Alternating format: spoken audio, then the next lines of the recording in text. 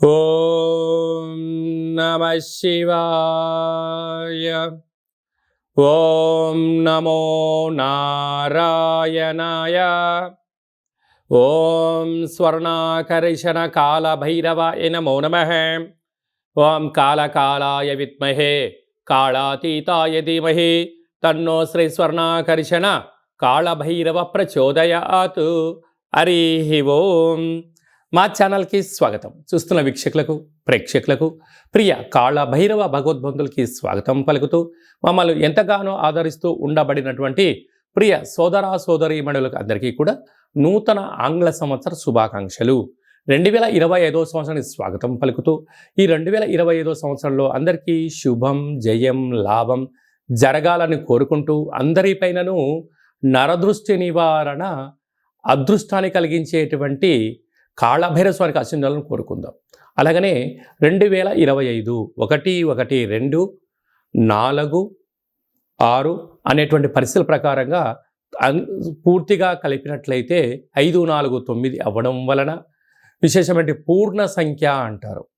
2025ని పూర్ణ సంఖ్య అంటారు. తారీఖును నెలను కలిపినట్లయితే 11 సంఖ్య మంచి లాభ సంఖ్య రాబోతుంది.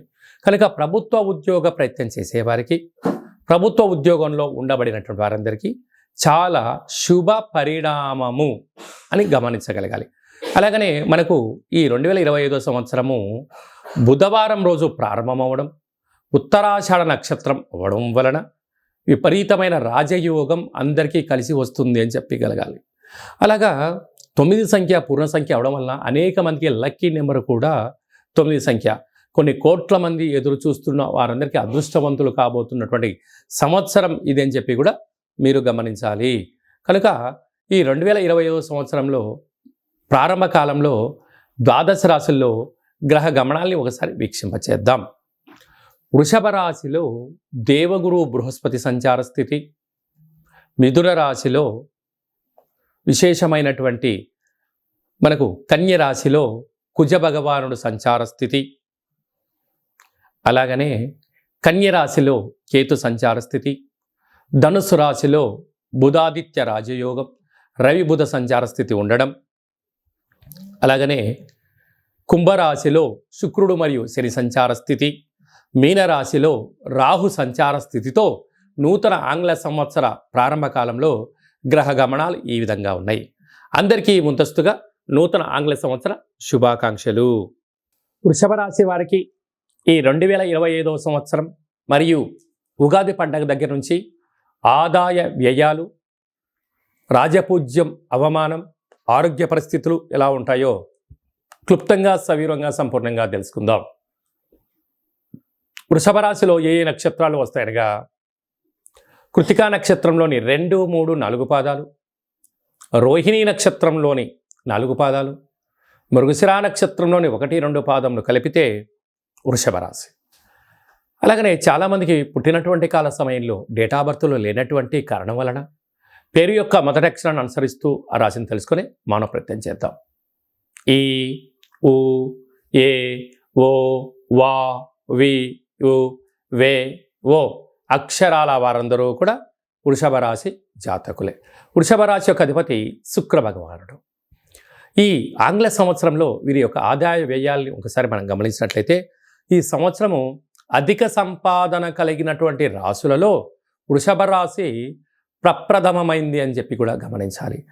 ఆదాయం 11, వ్యయం 5 అనగా 6 రూపాయలు సంపాదించబోతున్నారు. స్థిరాస్తులు, చరాస్తులు, భూములు, గృహాలు, బంగారు ఆభరణాలు, స్థిర ఆదాయం కలిగించేటువంటి షేర్లు, పెట్టుబడులలో వృషభ రాశి వారికి చాలా మంచి కాలం ఉందని చెప్పి కూడా గమనించాలి. అలాగనే రాజ్యపూజ్యం 1, అవమానం 3. బంధువులు, మిత్రులు, స్నేహితులు, సన్నిహితులు మీ ఎదుగుదలను ఓర్వలేక మీపై శత్రు ప్రభావాలు పొంచి ఉన్నాయి అని చెప్పి కూడా గమనించగలగాలి. అలాగే ఒకసారి మన కందాయ ఫలితాన్ని గమనించినట్లయితే కూడా రోహిణీ నక్షత్ర జాతకులకు ఆగస్టు నుండి 2026 ఉగాది పండగ వరకు ఆరోగ్య పరిస్థితి, పెట్టుబడులు అనేక రకాలుగా ఇబ్బందికి గురయ్యే పరిస్థితి అధికంగా ఉందని చెప్పి కూడా మీరు గమనించగలగాలి. అలాగనే ఈ యొక్క జనవరి నుండి ఉగాది పండగ వరకు గ్రహ గమనాలు ఒకవైపుగా, ఉగాది పండగ అంటే ఏప్రిల్ మే మాసంలో బలమైనటువంటి గ్రహాలు మారడం మరొక యోగాన్ని కూడా వృషభ రాశి వారికి అందజేయడం జరుగుతుంటుంది. ప్రజెంట్లీ అంటే ప్రస్తుత కాలమాన ప్రకారంగా మేషరాశిలో ఉండబడినటువంటి పరిస్థితి వారికి, ఈ వృషభ రాశి వారికి ఎన్నో రకాల మార్పులు ఉన్నాయి. వృషభ రాశిలో గురువు, అలాగనే కన్యరాశిలో కేతువు, కుంభరాశిలో శని భగవానుడు, మీనరాశిలో రాహు సంచార స్థితితో ఈ విధంగా ఉన్నప్పుడు అధిక ఆదాయం, పెట్టుబడులు ఆకర్షించలేకపోవడం, మానసిక ఒత్తిడి, కొద్దిపాటి రుణ సమస్యలు, రోగ సమస్యలు, శత్రు సమస్యలు పొంచి ఉన్నాయని చెప్పి కూడా గమనించాలి. అలాగనే ఈ సంవత్సరము అంటే మనకు ఉగాది పండుగ నుంచి గ్రహ గమనాలలో రసాధిపతి శుక్ర భగవానుడు, అనగా అంటే రసాలతో కూడుకున్నటువంటి అంటే తేనె వ్యాపారాలు కానీ, లిక్విడ్స్ కానీ, ఫర్టిలైజర్సు, పెస్టిసైడ్సు, పెట్రోల్సు, అనేక రకాలమైన వ్యాపార ఉత్పత్తులు, హోటల్ వ్యాపారాలు, నీటితో కూడుకున్న వాటన్నిటికి కూడా వీడికి చాలా మంచి కాలము అని చెప్పి కూడా గమనించాలి.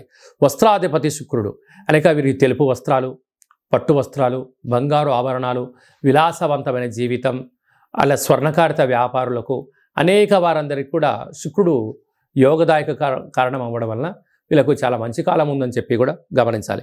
సర్పాధిపతి కూడా శుక్ర భగవాన్ అవ్వడం వలన వీలైనంత వరకు ఈ జంతురాజులతో అంటే పక్షిరాజులతో కానీ, సర్పరాజాలతో కానీ వీలైనంత వరకు దూరంగా ఉండడం ఉత్తమోత్తంగా భావించగాలి. ఆ తదనంతరం వీరికి విశేషంగా 2వ స్థానంలో గురువు, అర్ధాష్టమ కేతువు, రాజ్యస్థానంలో రాహు, లాభస్థానంలో శని భగవానుడు ఉండడం వలన ఉగాది పండగ తర్వాత వృషభ రాశి వారికి తిరుగులేదు అని చెప్పి గమనించగలగాలి. కనుక ఈ అర్ధాష్టమైన కేతు సంచార స్థితి ఉన్నప్పుడు, కొన్ని గ్రహాలు అనుకూలంగా లేనప్పుడు మీ అంటే నెలలో మీ జన్మ నక్షత్రం రోజున అష్టమి, పూర్ణిమ, అమావాస్య తిథుల ఎందున దూరావాయు జల ప్రయాణాలు పెట్టుకోవద్దు, అప్పులు ఇచ్చిపుచ్చుకోవద్దు, క్రయ విక్రయాలు చేయొద్దు. ఇలా వీటిని నివారించగలిగినట్లయితే 90% ప్రమాదాలని నివారించి 100% అదృష్టాన్ని ఆస్వాదించడానికి అవకాశం ఉంటుంది. కనుక ఇలాంటి కాల సమయంలో నవగ్రహాల్లో శుక్ర భగవానుడికి ప్రతి శుక్రవారం వస్త్రదానం చేయడం, బొబ్బర్లతో కూడుకున్న ఆహారాన్ని ఏర్పాటు చేయడం, పక్షులకు, కుక్కలకు ఆహారాన్ని దానం చేయడం వల్ల వీరికి విపరీతమైన రాజయోగం వృషభ రాశి వారు సొంతమవుతుందని చెప్పి కూడా గమనించాలి.